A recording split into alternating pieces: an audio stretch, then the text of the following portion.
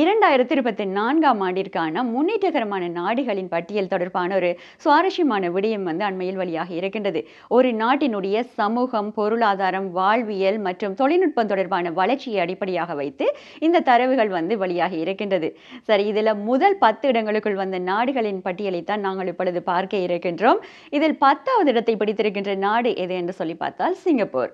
9வது இடத்தில் எந்த நாடு வந்திருக்கிறேன்னு சொல்லி பார்க்கும்போது நோர்வே வந்திருக்கின்றது.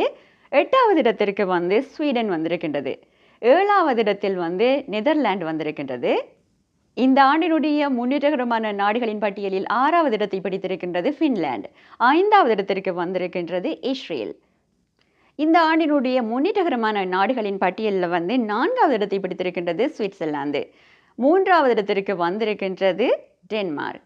சரி, அந்த முதல் 2 இடங்களுக்குள் எந்தெந்த நாடுகள் வந்திருக்கின்றன அப்படின்னு சொல்லி பார்த்தால் 2வது இடத்திற்கு USA வந்திருக்கின்றது, எங்களுடைய அயல் நாடு. சரி, அந்த முதலிடத்தை பெற்று 2024ஆம் ஆண்டிற்கான முன்னேற்றகரமான நாடு அப்படி என்று சொல்லி அந்த வெற்றி வாகை சூடி இருக்கிற நாடு எது என்று சொல்லி பார்த்தால் சவுத் கொரியா. சவுத் கொரியா தான் 2024ஆம் ஆண்டிற்கான முன்னேற்றகரமான நாடாக தெரிவாகி இருக்கின்றது.